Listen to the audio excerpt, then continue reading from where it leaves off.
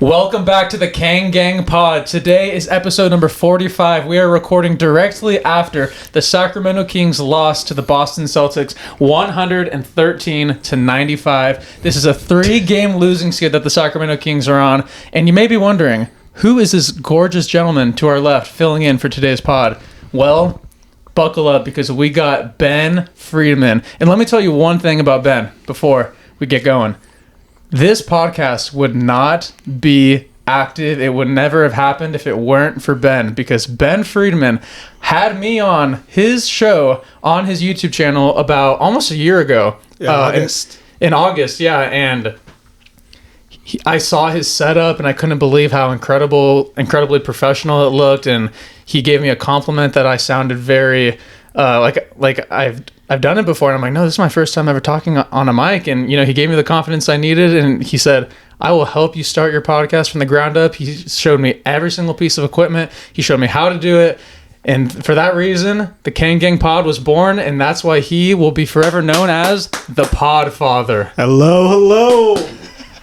Yes, indeed. It's an honor to have you, Ben. Yes, it's an honor. I was going to say the exact same thing. Ben has been a huge supporter of us for quite some time, and he also has a very, very successful YouTube channel too. You just hit 3,000 subscribers recently. I just hit, right at 3,000 subscribers a few days ago. So, I mean, it's huge for me. I don't talk about sports typically. I am a movie podcast on YouTube, Ben Friedman on YouTube. Like, that is my focus. That's my passion. But, I mean, I'm Sacramento based. Like, these are my Kings. Like, this is my focus as well. Yeah. And guys, I will recommend all of you. We'll post the link to his channel down below in the description.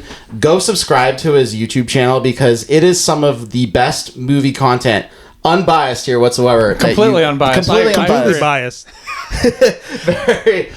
Maybe a little bit of bias, but it is some of the best movie content. Dives right into movies. I mean, you can never find more detailed information about how a movie starts from finish and analyzes really well, like this guy Ben right here. So yeah, thank you so much. And also, let me say, Ben, he knocks out content like multiple videos a week.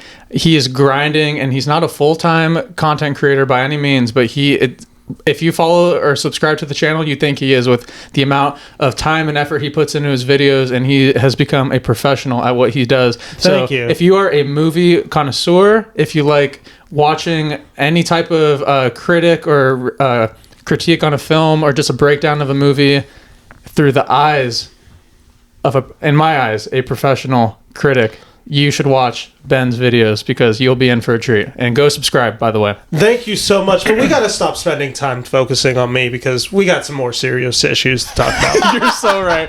You are so right. Boys, the Kings are now 5-8 in the month of March. Okay? So we've won 5, we've lost 8. And we've all been talking about the gauntlet of March. They call it March Madness for a reason, and Sacramento Kings could definitely attest to that because our schedule has not been forgiving in the slightest. So, how do you think we've been playing? Are we 35-36 now? We are below 500. Game under 500. Is that the first we've been under 500 since like January? In a while, yeah. Mm-hmm. I don't know if you guys saw this meme on Twitter. It was the most funniest thing I've ever seen. There was this meme of a grandma being held in a cage, and this guy kept saying, "Grandma will be released once we're above 500."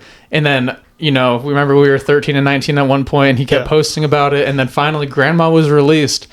She's back in the cage. I think she's back in the cage. She might be back in there for the rest of the season at this point. I mean, this is getting dark. Yeah, like, it's bad. We, like, even yesterday, because Chris and I were hanging out yesterday, like, the vibes were bad. Like, with us just talking about it, the vibes are only continuing to get worse. Like, it's kind of shocking where we are right now. It's just so unfortunate that at such a, you know, important time in the season, we have to go up against Boston one night, and then tomorrow we play the Oklahoma City Thunder. I mean, our team might be right. We might not get back over 500, and it's coming at such a crucial time in the season because if you take a look at the standings, Phoenix and Dallas Mavericks, who just got AD back, by the way, they are right behind us. And they might take over the night. Yeah, they might be. They're a game and a half. They're actually a half game behind us. So, and we still have tiebreaker control over both teams, which is nice. But I We feel might like lose it over Suns, though, right? no. So we won the first 2 games. So it all comes down to the last game, though, because we played the Suns. We at played the end. Suns the last game. Yeah, we played the Suns the last game. So it really comes down to that. We just cannot. I mean, okay, I guess we could talk about this now before breaking down the Celtics game, but there is a very high chance that the Kings can potentially get bounced out of the play-in. I don't think we are right now a play-in team. I don't see the scenario in which we make the play-ins. Like, I agree. Legit, like, and maybe that's absurd to say because it's just like you are now relying on like a Luka-less Mavericks team and like whatever the hell is going on in Phoenix. But like, Portland's even like nipping at our toes. Like, we play Portland Thursday. Like, this could go bad really quick. Like, it's already bad. It could get disastrous. And like, there's signs in this game of like what could come, and we're just in real trouble now. I know, and it's I keep saying it's like coming at the worst time because it's every game matters so much, and we've played 71 games, 1 game under 500, only 11 left, and we gotta win. We gotta win as much as possible if we want to keep that 9th spot because eighth is out the picture. There's no way. Yeah, 8th is done. There's no chance we're getting 8th. And especially with how our schedule lines up, especially how we're wrapping up. Again, we have OKC and then Portland Tuesday, and then we go on the road. So there are some teams in the East that are struggling on the road. Sure. But at the same time, the Pacers are starting to get hot. It's going to get ugly like pretty quick, and I just don't see the confidence in this team going into every game. I'm going to watch every game with 0 expectations going forward. And I think that's the right way to talk about the Kings right now is like expectations wise. Like, where are we? And I think it's like kind of alarming to me because Christo and I have been talking about it as well, like for the past like month or so when we added Levine. Like, I was okay with the belief that this season is a wash.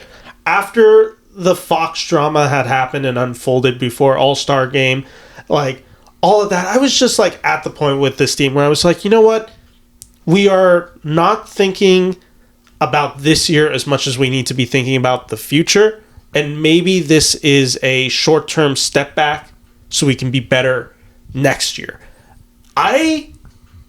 These past few weeks or really these past like 2 weeks have really got me alarmed about that because I'm like, what future are we like preparing for? Like, there was a scenario where it was like, okay, like this is like the best case, and now I'm like, actually, like, what is this future? Like, I really don't see a vision for this team right now, and it's gone dark. And I mean, I know we're all reading the headlines that come out about the Kings. I know some of us. I have disagreements with some of the stuff that's been reported locally and nationally. I think some of it's not necessarily fair towards the organization, but we're in that situation now. Like, we are in that situation where you see it and you're like, it's hard to... The best way to shut up your critics is to win, and we're not winning, and we are playing into every stereotype that people were laying out for the Kings. And that's where it just gets scary and depressing real quick. No, very well said. I think a lot of Kings fans have a lot of questions because when you start the season, expectations were extremely high. RT, Johnny, and I, we all thought we were 50 wins. We thought, first video. I think. Ben, thank you so much. Yeah, no problem. Pacific Division champions. Yeah, I mean, we had the highest of expectations, but we're gonna end up last. Not quoted by either one of us, by the way. Yeah, that was Johnny's take, but we all had the highest of expectations, and then slowly, or as the season has been going on, the expectation has just gone. I mean, this season could just be a wrap, and that's what some people were okay with. Some people might think that might be the best case scenario for this team, but for me personally, I think with 11 games left, I still think I would be happy with the plan. I'd be thrilled if we get a host Dallas or Phoenix with that 9 game, but with the way things are looking and how fast Dallas and Phoenix actually caught up to us, I thought we had a wider gap, but 0.5 games ahead of them is not enough to hold them off. Yeah, it's a wide gap when you like win like every other game, but like when you're now just like in the scenario where you're consistently losing 2 or 3 straight, like teams catch up real quick in the West, and it's just like that's the other thing. Like there's a real annoyance with me sometimes when I think about the NBA. And I'm like, man, like, if we were in the East, like, we wouldn't have had a 17-year playoff drought. Like, I think I looked at it like we would be, like, 7th in the East right now and, like, all this stuff. And it's just, like,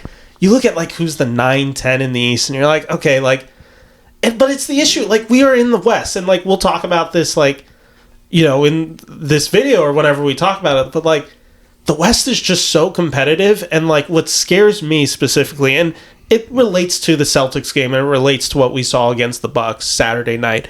But it's just, like, the West is coming. The West is not going to stop. This isn't like an anomaly where it's like the West is over, like next year it will slow down. The West is coming. Like, the West is going to keep getting scarier and scarier. And I just don't have a belief in this team right now. Like, that is really scary for me to say, but, like, that's the future where I'm at. Like, where I'm like, what are we? And, like, I'm sure you guys have had the reaction to watching this game tonight, but also, like, what we saw Saturday, even what we saw Thursday against the Bulls. But it's just, like, there's a lot of stuff I really like in these games. The first half of this Celtics game, I thought was great. I thought the Kings were electric in there. I thought they were figuring stuff out. I have a lot of complaints still with how they played. But those are the moments where you're like, okay, Keon Ellis, Sabonis, Keegan Murray, sorry. Like, you see the vision. Like, you see that team where you're like, oh, that's the fun of this team. Like, when they can, like, do what they do, like, this team is so fun to watch. And then you see the ugly of this game. And we saw it against the Bulls. We saw it against the Bucks. And we saw it against the Celtics tonight. And we've seen it in 30 other games. Yeah, we've seen it in a lot of other games. But I actually want to backtrack on something you said about the West. Because, I was about to say the same thing, too. Because I think RT and I are going to say the same exact thing. Well, I just think, Ben, I agree with everything that you've said about the West. Because the West doesn't stop. Mm-hmm. And that, I think, is the biggest thing with this team, realizing that, yes, when you look at the future, you got to look at all the teams that are competing in the West right now. OKC, you know, the Lakers are back with because their future was kind of screwed if LeBron retired. It would just be AD if that trade didn't happen. Rob Pelinka, executive of the year. Yeah. Just like straight up. And I hate it. I hate it too. the Lakers. I hate it. If you did not give him executive of the year, it's a crime. Like, what he did this year, and it's frustrating as all hell that they did what they did. He saved the Lakers from being back into that mid 2010s when they were just absolute garbage and they had no future. And yeah, this saved them. But anyways, we talk about the Timberwolves. I mean, there's a lot of teams. The Denver Nuggets are still going to be good. But, like, let's even, like, focus, like, the bottom of the West right now. Like, that's what scares me. Like, if you were to tell me, like, the top 6 of the West, like, that's, like, what it is. Like, the Pelicans are a bit of a weird team this year. Like, they've had a lot of injuries. Like, obviously, it does kind of look like they might move off Zion, but, like, hey, they beat us this year. I don't think you move off Zion if you're the Pelicans. I don't know what you do with that team, but, like, that is a team where it's just, like, you could see them back in the 30, 40 wins next year. The Trailblazers are hot. That team looks like they want to compete and want to be in playoff games. Like, they're pushing it. Like, you then got the Spurs, who is going to have Wemby and Fox. Like, you're there so now you're looking at it and you're like, okay, so the Jazz are, like, the only, like, team that's, like, I guess semi, like, still, like, what are they doing? Like, do they get Cooper Flag? Like, whatever happens, you don't know who they're going to get or what's going to happen. But I mean, that team's also, like, you know, not garbage. Like, no, that's what I was going to say. That team's better than, like, you know, the Wizards. Like, if you look at the West, the only team that you will know will be not the best next year is Utah. But then fast forward to July, what if they get Coop? You know what I'm saying? Or Dylan Harper or Ace Bailey. I mean, this class is very, very stacked. So, like, the West, from 1 to 15, there's 1 to 15, you have reasons to look at that team and be like, oh, they have something interesting. They have something to play for. Exactly. So that's where the Kings are at. And on a past pod, maybe 2 or 3 ago, RT was saying how this is not the time for the Kings to win. If you just look at how the West is stacked as it is, there's no way the Kings are going to win with the competition in the West right now. Like you said, top 6 is always going to be a lock. And then even the bottom half, those teams are on the rise. And the Kings, for, you know, as long as time, have been right in the middle. And that's just the the reality of the situation, and then that's where you think, okay, well, all these other teams are in their primes when they could be winning. Is that the time when the Kings decide to take the back seat, or do they continue to retool and just try to find a way to compete for the middle again?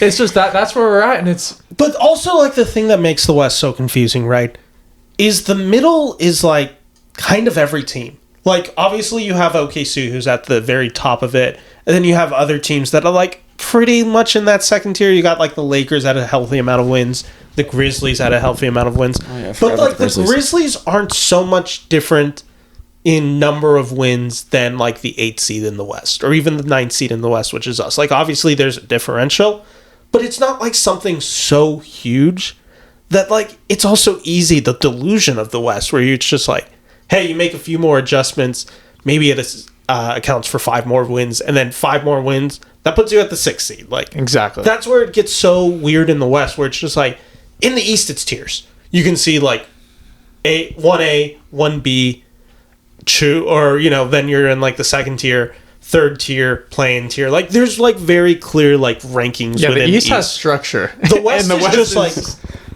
like the West is like, there's a real scenario where you're facing Anthony Edwards if you're the 2 seed, like, teams are going to struggle with that. Like, no, for sure. That's the craziness of Yeah. the situation. That's why they call it the Wild Wild West, man. The West Coast, best coast. That's why. Wild. Let's It's been talk that way about. for so long. But I mean, it all kind of just comes back to what we saw in this game. Because, like, did you ever have confidence in us actually pulling through even after the first half? Like, No. I thought there was going to be a collapse at some point. Well, I'll tell you this, because the last 3 matchups before tonight, we've lost to the Celtics in double digits at home. So that is it's just a bad game. It's a bad spot. We've always gotten blown out from them the last 3 games. The last time we've had a home win was in front of no fans during that COVID year. So That's crazy. We beat the Celtics that yeah, we beat the Celtics at home that year. I do not remember that Yeah. at all. RT's brain, I'm telling you, Yeah. he knows everything. But yeah, I mean, I also do my homework on every game before it's good. Yeah, but I think the Celtics, every Kings fan going into this game, I mean, you have to be a little delusional to think you're going to beat the defending champs, especially when they're full strength. But isn't that the weird thing about this team? Like, we beat Cleveland last week. That's true. Like, that is complete Shorthanded. delusional. Like, where you're just like, oh, we shouldn't. I never thought we'd beat Cleveland. No, neither do we. But it's just like, that's also the weird thing about this team, where it's just like, this team has enough talent to win games. Like, they have enough talent to compete with anybody. And they also just don't seem to have a cohesion to beat anyone regularly enough. And I think that's like the frustrating thing. Like, you see the blueprint of what works, and you also see the blueprint of just like, we're kind of stuck. Like, is this like just not sustainable, obviously? Like, the Yeah. answer is kind of yeah. And I think when you talk about the cohesion of the team, when you think about it, we just are not connected for a full 4 quarters. And then when we are, it results in a win. But there's so many times where you're like, oh, we're going stagnant again. Oh, we were free moving. Things were working. First half, DeRozan had 7 assists. So DeRozan was looking not only to just get the ball to the mid-range and shoot, he was actually looking to pass. And I think that just is a big difference when Sabonis is on the court. Shouts out Sabonis, by the way. Sabonis was great today, minus an incident we'll get into later. Yeah, I mean, but the fact that Sabonis, who had a nasty ankle injury, was supposed to be out at least 10 days, he comes back earlier. He was supposed to be reevaluated in 10 days, and then he's like, I'm good, and he did not look like he was injured at all. And then he comes out and he has 10 points and 10 rebounds in the first half. He's coming out super hot. He gets the rebound and he pushes the pace on his own. We play a lot faster with Sabonis on the court. So when he's out there, I mean, I think when you talk about the good, minus that Cavs game, he is a big part of that, So I think when you have all the guys, there's a lot of good, but then. And you see with Keon, right? Like, Keon's another of those guys that, like, instantaneously, like, you're like, okay, that's the impact. That's why people have been so advocating for Keon to start, myself included. I'm just like, you got to kind of put him in the starting lineup, even if I don't really know who you replace. Well, I mean, I guess I kind of know, which we'll get to, and we'll get to the Levine of it all in a second. But, like, like, we're in that scenario where it's like, yeah, it's like, it's hard to not say Keon doesn't win us games. Like, he's a winning player and he wins. All of this could have been averted if Mike Brown just started Keon Ellis over Kevin Hurd at the beginning of the season. Which, I mean, is the huge question of this season. And I'm very public on it. I'm on the Reddit fairly often. I was advocating for Brown's firing. I'm not going to pretend that I wasn't. By the end of it, even if I was I'm kind of surprised we fired him, I knew the reason we fired him. When I saw the news, I'm like, okay, we fired him because we're 6 games under 500 in the easiest stretch that the Kings had. And Keon Ellis isn't starting. It was easy enough to kind of see where it was going. And, it's pretty public as well. We had all heard about it. We knew there were tensions in that locker room. We knew it with specifically a few of the players and the coach.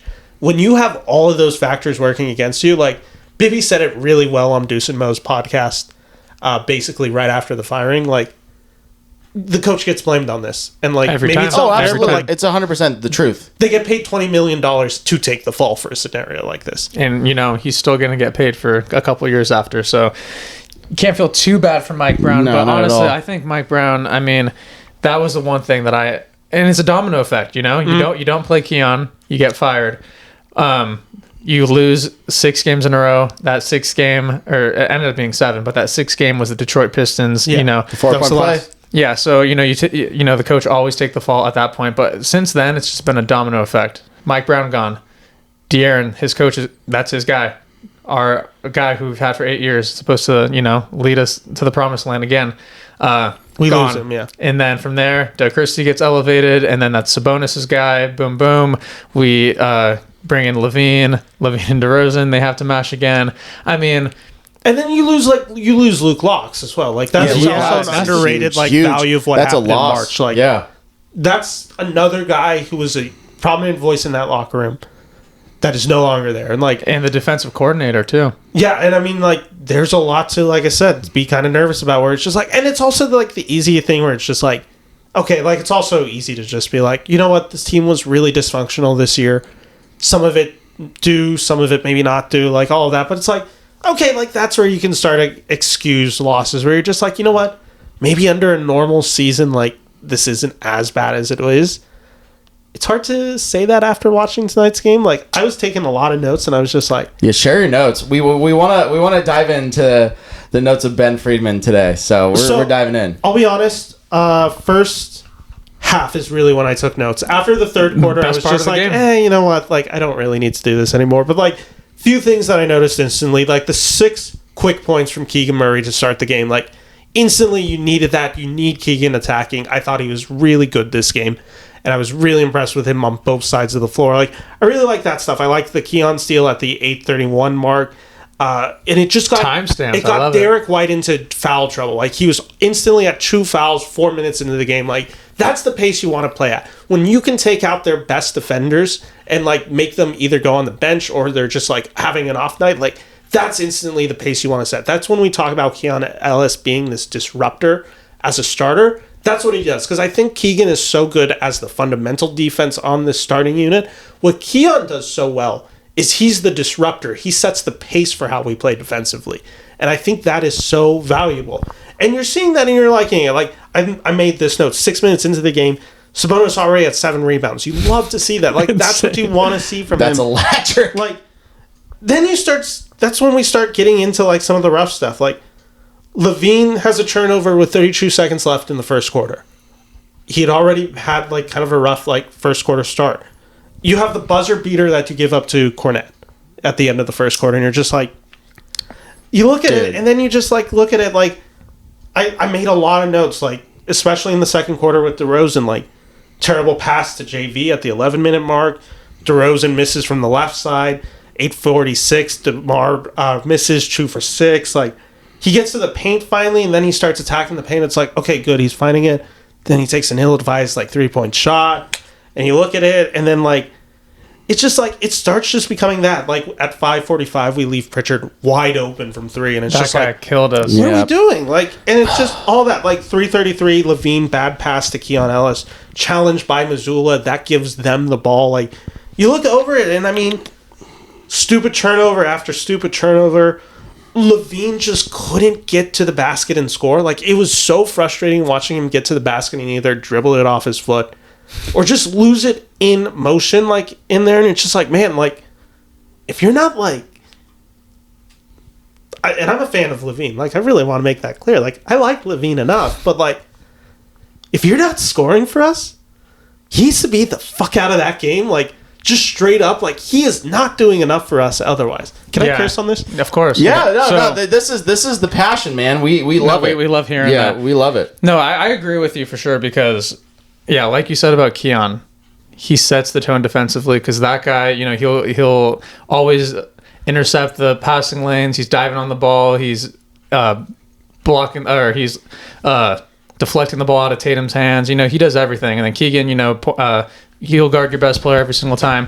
But Sabonis, he just makes such a big difference. And I love that DeRozan was passing the ball because that just opens our offense so much more. It got so many more people involved because we had everyone finished in double figures in the starting lineup tonight, but even in the first half, almost all of them were in double figures already. Celtics, the thing that they do the best is shoot a ton of threes. They shot 50 threes tonight, 22 in the first half, made 9 of them. The Kings went 4 for 12 from 3. So, you know, we shot 12, they shot 22, and then they ended up going to 50, and then we only shot 24. So that just shows, like, when you play a team like the Celtics, you kind of have to match their style of play. If they're going to shoot a lot of threes, you can't shoot less than half of what they did. And then but basically in the first half we were pretty much neck and neck with them in every single aspect of the game. 30 points in the paint for the Kings, 22 for the Celtics. We had 9 turnovers, they had 7. We were tied with 6 steals at both sides, so it was very back and forth. At that point I was like, you know what, the team that we can't predict the most, there might be a way that this team could find a way. There's a path. But you know that when you have every single starter playing for the Celtics tonight, it's going to be a very tough task, especially when they're the best defense in the league. Oh, and another guy that I want to give a shout out to on the Celtics, my buddy Alex Wormel is a diehard fan of this guy right here, Baylor Shireman. Dude, the lefty killer. He is electric for the Celtics. Since when did he start getting like playing time? He started getting playing time, I think, about 2 weeks ago or so, and he's been thriving. He's been hooping. So this is like the Al Horford replacement too, because Al Horford probably is going to be gone. But that guy's like a guard. He's a lefty shooter. Yeah, right? Which is crazy. And like how tall he is. Like he's 6'10", 6'11", and just no, he's not. Yeah, Baylor Shireman's like super tall. You're talking about the lefty shooter. Yeah, Baylor Shireman. That guy's not 6'10". Yeah, I will tell you. I will look. You're this telling up. me he's taller than Keegan Murray? I will tell you right now. He is taller than Keegan Murray. I'm waiting. I am telling you right now.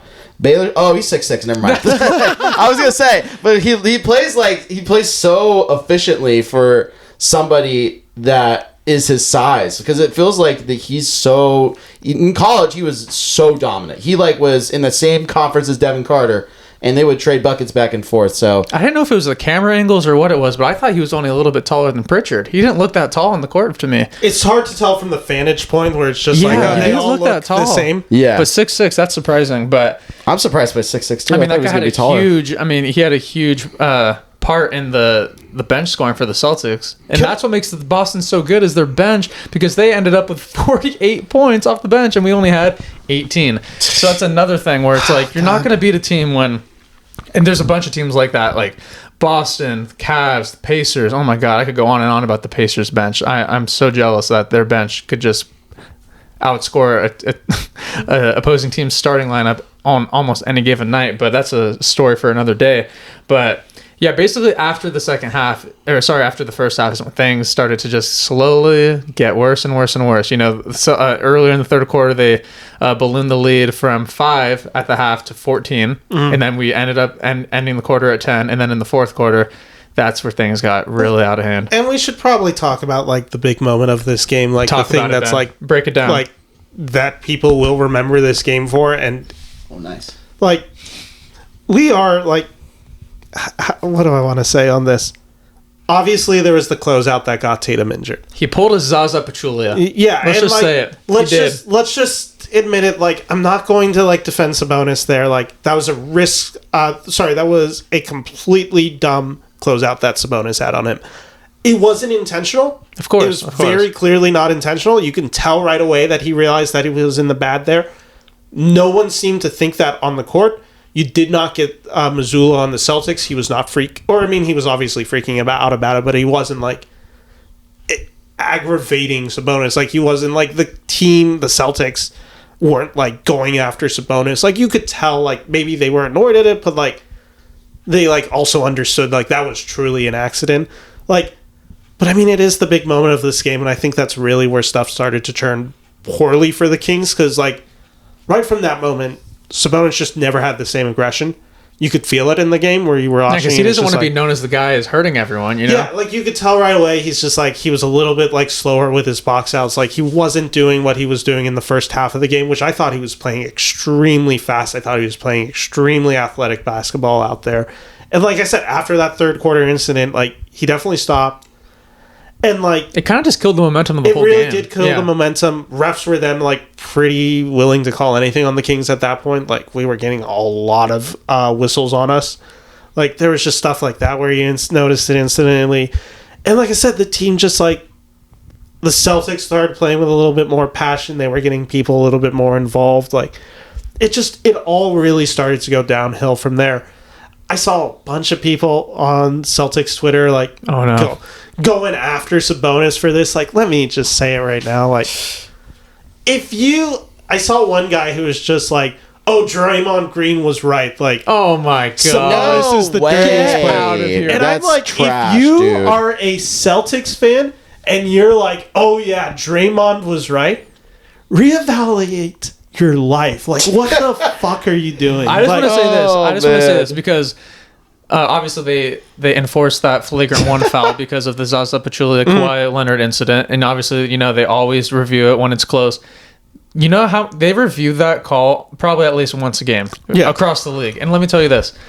It happens so often, and it's just obviously it's very unfortunate, very unlucky that it happened to go the way it did, where it did end up in a turned ankle, but more times than not, the guy lands on the foot and then he just falls to the ground. I mean, it doesn't happen. It doesn't like it does happen, but it doesn't happen all the time. This was just a very unlucky situation, and of course, Boston's upset because it was Jason Tatum. Oh yeah, of course. Oh, and Boston fans are also some of the most insufferable fans in the country. I didn't say it. I'm gonna say it. I'm as a Yankee fan. With baseball coming up, I'm a diehard Yankees fan, and I will tell you right now that the Red Sox, any part of Boston, Bruins, Celtics, Patriots, their fans are insanely insufferable, but they are very passionate fans, though, so I will give them credit. Is Aaron Judge the Zach LaVine of the MLB? Absolutely not. Absolutely not, because Aaron Judge is an MVP. Wow, TZ had that answer locked and loaded.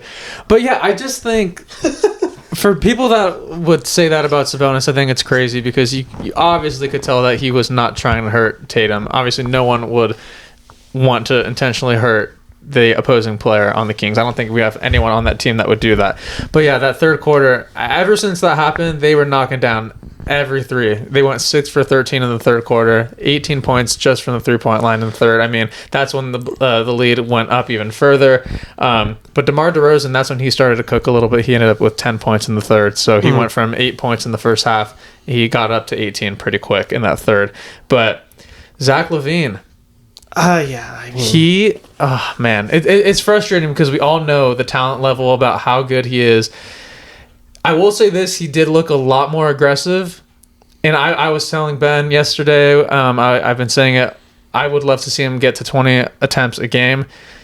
Even if he's not making them, at least he's like aggressive, and tonight he definitely got more attempts out tonight, but man, it was just not his night. He's got to be aggressive early in the game. I mean, he only had 2 shot attempts in that first quarter.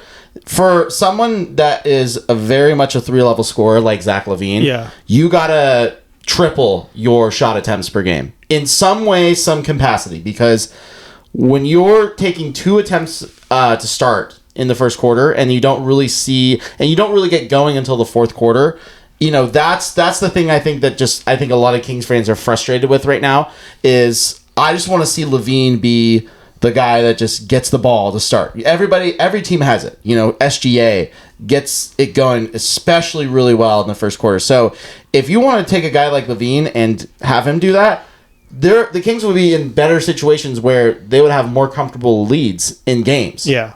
And I guess, and guys, subscribe to this channel because we're going to be talking about Zach LaVine in depth in a few moments here. Yes, we are. Like, I have some thoughts on it that I'll get to in that other video that we'll be recording. But like, that's the question: is who is this guy as a player? Like, we'll like deep dive into that. But and like this, there's games where you just like kind of want him to have that bounce back, and it's just like let's like get excited about that.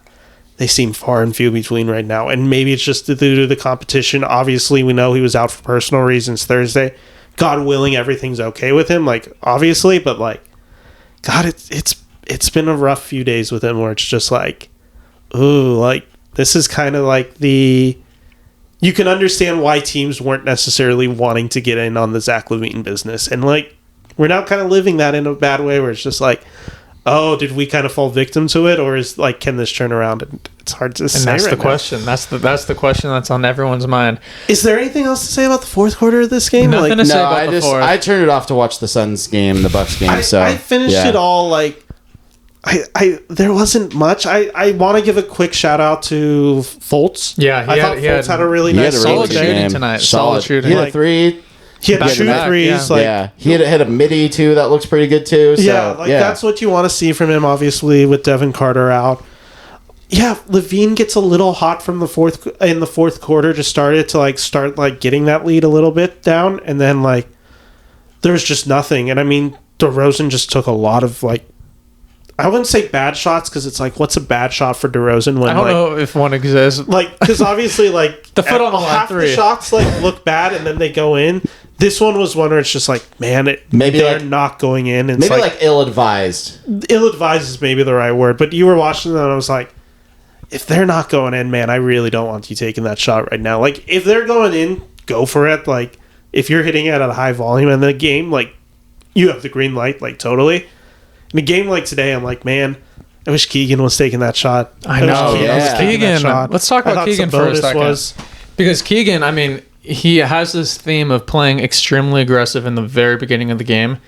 Every time. He starts the game making a three, and then from there he's aggressive. He was very aggressive in the past, probably 10 games. He started the game very, very hot, but then he just slowly drifts away in the fourth quarter. And you heard him talk about it after the Bucks game. He was saying how things were going great in that third quarter. We were moving the ball, and then fourth quarter we got stagnant, and then that's where the Bucks ended up regaining the lead at the end and winning. And that's what we keep seeing with this team. And I think DeRozan, I don't want to say he's at fault, but that's just his play style. I mean, when he gets the ball, people know what the game plan is. You get the ball to DeRozan, he's going to walk into the mid-range and try and get a shot. But when he does that, there's no movement. Everyone stays still because you have to space the floor for him. And then it just ruins the momentum of the game. And we've done that time and time again where when the shots go in, it's great. I mean, you've seen him win us games numerous times, but then in times like these, you'd love to see him try to get his boy Zach involved. You'd love to see Keegan, shoot an open three. You'd love Sabonis to go in for a screen at least. Just get some type of movement to help some other guys on the team get cooking. And that's where I've seen in these past three losses that ultimately lost us the game is when DeRozan just gets too comfortable shooting shots. I mean, he's been shooting a very high volume. He shot 24 tonight, only made 9. He did finish with 20 points. But when you have 7 assists in the first half, you would love for him to, pile onto those assists and, get the other guys involved, But, I feel like he feels like the weight of the shoulders for the team's success is on him. And I think now that Fox is gone, DeRozan took the step okay, this is going to be my team. When maybe it should be LaVine's team, or maybe it should be there should be no number one. It should just be an accumulation of just a team effort. But it's really hard to say what our identity is because we don't have one. Yeah, and we thought we were building one when we had that win streak not too long ago. But when we keep going on these 4-game losing streaks, it's tough to figure out who we are as a team. And I think the thing is too is that that's not even from this season. I felt like the identity was from this Beam Team year, and it just seems like every year we kind of stem further and further away from it. And then when you lose your identity, obviously when you lose Jordy Fernandez, you lose Lindsey Harding, you lose a lot of valuable assistant coaches. Mike Brown, you lose halfway through the season. Luke Lautz is gone. The only two coaches that are truly left are Jay Triano and Doug Christie, right? So as much as it is, not only are the players very valuable, but the coaching staff is also very valuable too. So I mean, obviously, it just boils down to stability and functionality and all of those things that really makes a team stable like it is. And I think that we've gotten away from it after we made the playoffs that year. So as frustrating as it is for me to say that, I felt like this past year and this year have been both very dreadful years with expectations and realizing that, okay, this team just isn't it. And now you have to figure out where the hell is this team going now, you know? I think what drives me crazy about it, and like I've now like, and Chris and I were talking about this yesterday when we were hanging out, like I've now come to the point where this is almost funny to me. Like where like the grief for me, like after the Suns loss, I was like, I'm done with this team. I can't really emotionally invest in this team anymore. Like I just kind of have to accept the team is the team. This is the record. Like you are your record. And like, it's a great take. And it's just like, that's what we are. And yeah, do I think there's some weird stuff that happened this season? Do I think like how we started this season, you know, and I keep bringing the stat up and like, this was the whole thing where I was like, did Mike Brown deserve to get fired? Like, here's the case for it. And it was like, we were 6 of 19 in close games that were decided by 5 points. Like, that's a huge thing. Like, the fact that 6 and 19, 6 games under 500, like, you look at that, like, the Keon stuff, like, all this, like, you can really, like, point to, it's just like, does the season look better if we started off a little hotter and now all of a sudden, like, yeah, we're in a tough March. Like, yeah, you can make that case. I can make that case really easily. Like, hey, you know what? If we had just played October, November, December, a little bit better, all of a sudden maybe we're at 43 wins, 44 wins. This rough March doesn't feel as bad. Regardless, like, this is, like I said, this is the scenario. This is where we are. And the issues are real. And, like, I don't know how you would watch this team play and think, no, there's not issues. And that's the scary part. Like, there's issues. And I think you make a great point, Ben, because you talk about clutch games. What the Beam team's year was very special. We were very good at winning clutch games. Yeah. And then last year, we kind of dropped off a little bit. And then this year, we dropped off even more. So winning those clutch games, that can flip your switch for your entire season. That basically, you know, that could put you, like you mentioned, Ben, at like 44 to 45 wins at this point of the season versus where we're at now, which I think is 35, right? 35 36. Yeah. So it's such a huge pendulum swing that most teams in the NBA don't really think about, and you don't really how it's so important to win your clutch games. Yeah, and winning those clutch games like helps, you know, build that identity that the Beam team had that RT was talking about, and it just gives you that experience. So when you're in those games, you know how to handle it. You know, that's why they say the experienced teams in the playoffs always will beat the non-experienced teams because they've been there. I also wanted to bring up back to what Ben was saying on just, you know, how the whole season has gone in general. I mean, for a team that lost their franchise player, their head coach, made massive trades, normally that team would be, you know, a tanking team. You know, that if any other team went through those drastic changes, you know, they would be either preparing for the future, going through a full-on rebuild, but for somehow, some way, things happened the way they did, and we are still fighting for a potential playoff spot. So that is the only silver lining, is that we're still kind of in it. But that brings up the next question of what does the future look like with the team in the next season if things don't go the way we're hoping now, which is what we will get into in a few moments. But one thing before we log off on the podcast for tonight, Mike Bibby was announced the head coach of Sac State. Stingers up. Throw him up, baby. Throw him up. Let's go. Mike Bibby, I mean, obviously Sacramento Kings legend. He was just a broadcaster for the Sacramento Kings, so maybe he finishes off the remainder of this season, then transitions, or maybe he pulls a Luke Laux and just stops broadcasting and goes straight to the nest. So we'll see. But shouts out to Mike Bibby. Yes, like I said earlier, we are 5-8 in March. There's 11 games left in the season. There's 17 games in March, so we've played 13 of them, 4 left. How do you think we're going to close out the month of March? That's a great question. Can I answer this by just kind of saying, like, what's our predictions for, like, where the record ends? Yeah, just give us, what will we finish off? In the 4 games that we have left for March?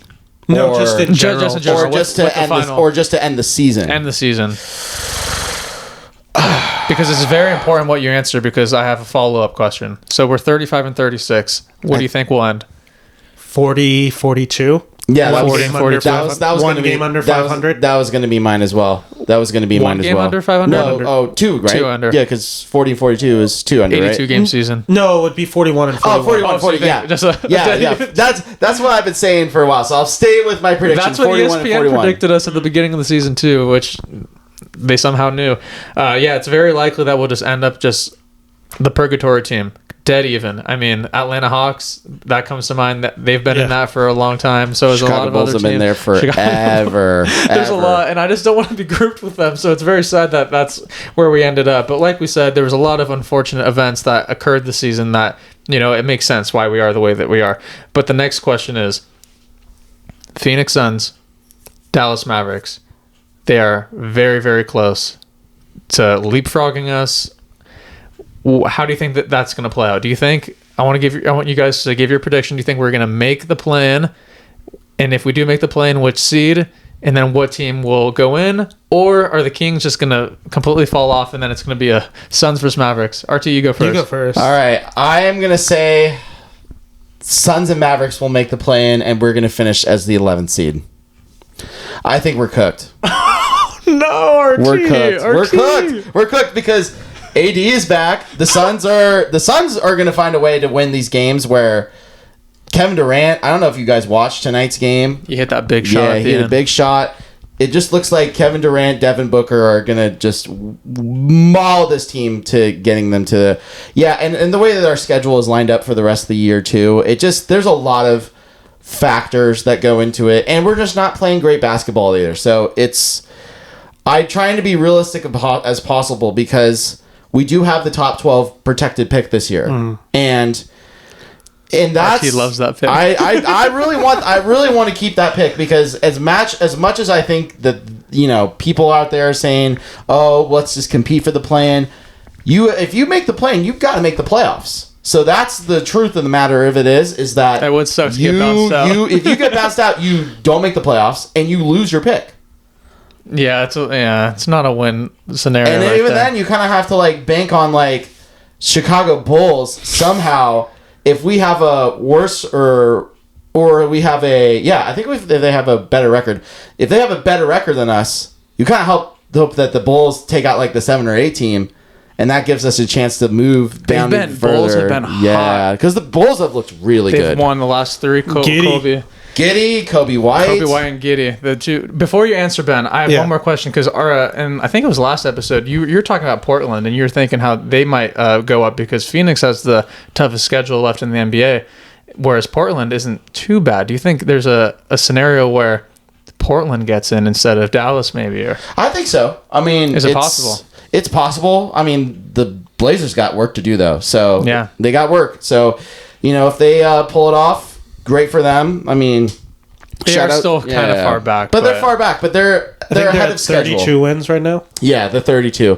But I would say if they do get to the play-in, I think they are ahead of schedule, which is very solid. I think they're the Rockets from last year. They Right. they have that. They're knocking on the door. Yeah, but they're right there, and it's just that's the West. I want to believe RT. And just say, you know what, we're going to get the 11th, maybe somehow even fall to the 12th seed. I think that's actually in play. I think the fear for me is we actually, get in as the 10th seed. And, we play our last game against Phoenix to end the regular season. And then we have to go to Phoenix to play the play-in game. That's a real scenario that happens. We could be playing Phoenix twice in a row. And, I don't know. That's the one that's that a good point. Yeah, because I think at this point, I feel pretty confident in saying the Suns will make it into one of those 2 play-in spots at either the 9th or 10th. The Mavericks are the ones that I kind of look at because, you now have to bet on AD's health without a point guard in Kyrie. That's the team that's that's kind of the question is, can we, keep pace with them? I don't know, but, AD is better than really anyone on this team when healthy. So it's yeah. I mean, it's going to be a very I'll stick with intriguing our team. end. I'm going 11 seed for this team. You know what? What I think? I'll tell you my opinion. I think the Kings are going to finish in the 10th seed, and we're going to play. I think we're going to. But Phoenix is scheduled. They have to play the Cavs twice still. So I don't know. Phoenix has to. And the Celtics twice. Yeah. So I really don't think Phoenix. I don't think Phoenix is going to make it because although they are technically in right now at 10, you have to beat the Celtics twice and the Cavs twice. But you have to think of it this way: like that's not. I mean, the Celtics are going to start resting guys. Cleveland is going to start resting guys. They are going to start getting ready for the playoffs. I don't know though because Cleveland and Celtics are getting closer. There's they're getting closer, but I don't think they're like, especially with Tatum being out. Matter. You're assuming Tatum might be out a few games. Like, right, it's not. I don't know. I think there is a scenario. The closer you get to the end of the regular season, the closer some of these teams are going to start like resting. And I don't Except think, for us. yeah, Except for us. Yeah, oh yeah, and the Phoenix Suns. The Phoenix Suns are not going to rest anybody either. Shit. Yeah. So I mean, I agree with Ben. I think that the top teams in the East are going to most likely rest their guys. I mean, you just saw what happened with Tatum tonight. He sprained his ankle, and so the best teams are the ones that are the healthiest going into the playoffs. Just like fantasy. Yep. Just like fantasy. It's basketball. just like for fantasy football. I'm sorry for your loss against Gak. Yeah, in 2 leagues too, which is brutal. Oh God. But I have made the second round in one of my other leagues, which is nice. So, Good job, TZ. So if you made it this far into the podcast, let us know what you think the Kings will. Where do you think the Kings will end up? Do you think we'll be in the play-in 9th or 10th, or do you think we are going to unfortunately fall out into Obscurity. the 12th pick? Obscurity. Who knows? But yeah, just let us know what you think. Thank you so much to Ben Freeman shout for out to making Ben, his man. debut. Shout out, man. His debut Thank on the you. pod. This is my official audition to become the fourth wing, like the fourth chair. Yes. Ben, Yes. Ben lives very close to me, by the way, so Ben is going to have to hop on a lot more in the future. But Ben, before we clock out for the night, can you show the people that stay till the end what you're wearing and talk about it really quick? Yeah, so I want to talk about this. What you are looking at, 52 Sacramento jersey. I mean, everyone knows what they think I am wearing. 52, you're obviously like, oh, that's a Brad Miller jersey. But I don't remember Brad Miller wearing Adidas Sacramento. That's like a 2009 jersey. That's because it is. This is an authentic, game-worn Adidas jersey by number 52. This guy played only 7 games for the Sacramento Kings. This is like legitimately one of 7 and even less because obviously they wore different jerseys. I am talking about the GM of the Denver Nuggets, Calvin Booth. Oh my God, Benjamin. Game worn 6'11", goes down to my knees. For reference, I am 5'11", so he's a good foot taller than me. Can I see the length on this? Yo, that is crazy. It's a length plus 4, so that's how you know that it's game worn, and it also has the game worn patch Calvin on it. Booth. Calvin Booth, number 52. NBA champ. NBA champ is a GM. Yes. People don't forget about that. He was around when he made all the moves to make Jokic and Murray an NBA champion. So this is a legendary jersey, extremely rare. Extremely rare. You One of can't 7. tell, but obviously I'm very jealous that is not in the closet. But wow, dude. Thank you for that is showing. huge. That is so huge. And then, since we're on the topic of clothing, I have to show my favorite find of the week, which is Ben's idea for me to start doing, is showing my favorite Kings find of the week. I will always do this at the end of videos, at the end of podcasts. RT, can you hold the mic really quick? Absolutely. Double the mic, baby. Oh. My item is the baby. In the baby blue 80s chalkline satin jacket. So for my newborn that is not on the way currently, but at some point in my life, the future Remitacado will be wearing this. So this is a very rare satin jacket, and then we'll be matching at the games when we attend later on in life. If I were to try putting this on, it would rip. It is tiny. It actually fits on the 3-foot bobblehead. So. You gotta keep that. You gotta keep it. got to keep it in pristine condition. So yes, thank you so much for watching. Let us know what you think about the Kings in the comments below. Hit the like button, hit the subscribe button. Go check out Ben Friedman's channel on YouTube. We'll leave the channel link in the description. And then also just give RT a good smile if you ever run into him. Yes, thank you so much for watching. Have a wonderful night. Peace.